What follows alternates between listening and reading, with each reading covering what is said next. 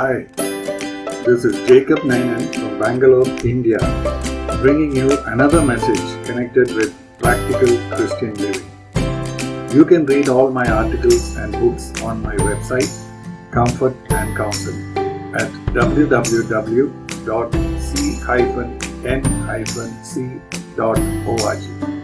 May the Lord bless you. The title of this message is Dealing with Shame and Guilt. When we have done something wrong before God or people, two feelings that might trouble our mind are shame and guilt. Though some people casually think that these two are similar, they are actually very different. Why we feel each one and how we have to overcome them are also different. My hope is that this article will help you to deal with these feelings in the right way and come out of them as early as possible and as better people than you were earlier. Shame is what we feel when our image or reputation is spoiled in our own eyes or before people or God. We feel bad about ourselves when we recognize what we have done wrong. We also feel bad when we realize that others have come to know our misdeeds. Even in this, there are differences in importance between the feeling we have when we have fallen in our own eyes and when we realize that our image has been spoiled in the eyes of others. For many people, it is more important how they appear before other people because they think that if others don't know about their failure, what they themselves know about it can be kept hidden. But for a few others in comparison, what they know about themselves makes them feel deeply ashamed, even if they know that no one else knows about it. Guilt is the feeling we have when we recognize that we have done wrong. When we have this feeling of guilt, it is the responsibility for our wrong that is bothering us. Shame may be there along with guilt, but guilt is not about what people think about us, but about the fact that what we did was wrong. A sense of guilt can lead to repentance, where we want to set things right and we determine that we do not want to do it again. What we naturally feel like doing when we feel shame is to want to hide ourselves. We may try to pretend we did not sin, or when we cannot do that, we may try to justify our action by blaming it on others, the circumstances, or even God. We may try to run away from the place to somewhere else where nobody knows what we have done, etc. The goal is to save ourselves from the shame rather than to take responsibility for our sins. Another fact to recognize is that it is shame that we feel when we are caught by others after we have done wrong. If we cannot escape by denying responsibility or excusing ourselves, and we are forced to accept our sin or mistake, our tears or remorse that we may show may be only from shame and not from guilt. So, we have to remember that if we notice such expressions from someone when he has been exposed, they should not be immediately taken as signs of repentance. There is a classic example of Esau, the brother of Jacob, who casually gave off his birthright to Jacob because he did not value it. Genesis chapter 25, verses 29 to 34. Later, when he realized that Jacob had cheated his father Isaac and obtained blessings which Isaac had meant for Esau, he cried bitterly and asked his father for blessings. But the Bible records that there was no repentance in him for throwing away his birthright so cheaply, not realizing that the blessings were part of that birthright. Hebrews chapter 12, verses 16 and 17. That there be no immoral or godless person like Esau, who sold his own birthright for a single meal. For you know that even afterwards, When he desired to inherit the blessing, he was rejected, for he found no place for repentance, though he sought for it with tears. It is natural that when we have done wrong, that we feel both shame and guilt. But what we need to realize is that for some people, shame is the predominant feeling where guilt is suppressed or ignored. Social scientists have even identified areas of the world which are shame-driven. The so-called honor killings, where family members kill another member for bringing shame to the family, are a typical symptom of this culture. There are also other cultures, especially those where Christian teachings have had a lot of influence, which are more aware of right and wrong and which feel guilty when they have done wrong. But nowadays, this sense of right and wrong is being blurred because of the falling influence of Christians on society. Judas Iscariot betrayed Jesus to the chief priests, who managed to put him to death on the cross. When Judas saw the result of his sin, he felt a deep remorse, which seems to have been a mixture of guilt and shame.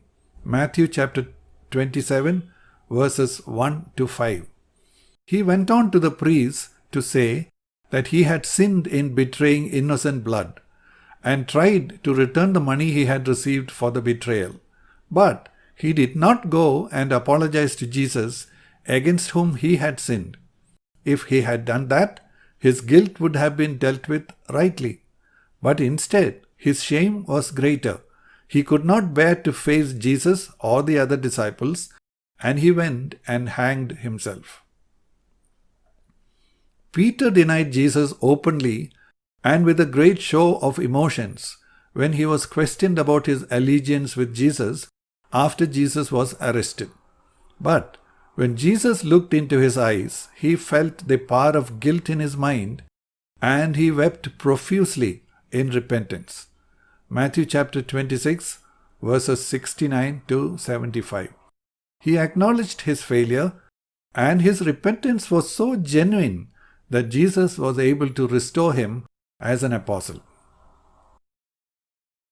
Paul had been a blasphemer against Jesus and a persecutor of Christians in his zeal as a Jewish scholar.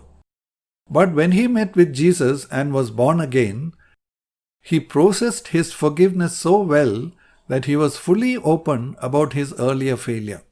Shame did not prevent him from acknowledging how he used to be. 1 Timothy chapter 1, verses 12 to 16. Saul was the first king of Israel, but it seems he did not have a personal relationship with God, and this showed up in a series of disobedient acts that finally led to God taking away the kingdom from him. When the prophet Samuel confronted him about his latest disobedience, Saul admitted he had sinned, but his desire was that he should be allowed to go ahead with religious activities so that his honor would not be reduced before the elders. 1 Samuel chapter 15, verses 24 to 30. It does not look as if he had any serious feelings of guilt, even though he was forced to accept his mistake. It was the fear of shame that drove him. When Adam and Eve sinned by disobeying God, they seem to have gone through a sense of shame and guilt, but it seems to have been more of shame than guilt. They tried to hide themselves from God, they blamed others, and never admitted their sin. Genesis chapter 3, verses 11 to 13. It is only fitting that when we have sinned in any way, we should be feeling ashamed of ourselves and also guilty before God and those we have sinned against. But the first thing we need to do is to get before God, acknowledge our sin, and ask for forgiveness. The important thing here is not about merely going through the motion of confessing our sins, but to make sure we actually repent from our sins. Without repentance, there is no forgiveness from God. Acts chapter 5, verse 31. He is the one whom God exalted to his right hand as a prince and a savior to grant repentance to Israel and forgiveness of sins. Chapter 26, verse 20. But kept declaring both to those of Damascus first and also at Jerusalem and then throughout all the region of Judea and even to the Gentiles that they should repent and turn to God, performing deeds appropriate to repentance. When there is true repentance, there will be a great humbling of ourselves and a strong desire to set things right. 2 Corinthians chapter 7, verses 10 and 11. For the sorrow that is according to the will of God produces a repentance without regret, leading to salvation. But the sorrow of the world produces death. For behold, what earnestness this very thing, this godly sorrow, has produced in you. What vindication of yourselves, what indignation, what fear, what longing, what zeal, what avenging of wrong. In everything you demonstrated yourselves to be innocent in the matter. There may be sorrow without repentance, especially if other people have come to know we have lost our reputation and perhaps position, etc. If we have sinned only against God because we have not hurt anyone else because of our sins, we need to only deal with God and get forgiveness. But if anyone else has also been affected, we need to set things right with them too, to the extent possible. Why I am saying to the extent possible is because there may be things that cannot be reversed or repaired. Actually, once we have hurt someone, it can be really very difficult to restore the relationship once again. That is the nature of sin. That is something that should put a huge restraint on us when we are tempted to sin. Therefore, we need to apologize as sincerely as possible, and if there are material damages to be set right, undertake to set them right too. If we have repented with all our heart and confessed our sins to God and to the people concerned, we must then assure ourselves that God has forgiven our sins and taken them away. 1 John chapter 1 verse 9. If we confess our sins, He is faithful and righteous to forgive us our sins and to cleanse us from all unrighteousness. Feelings of guilt may keep coming up again, and Satan may keep trying to bring up an accusation against us. But then we must resist that by standing firm on God's promise that if we have truly confessed our sins, God has truly and completely forgiven us. Shame is another matter.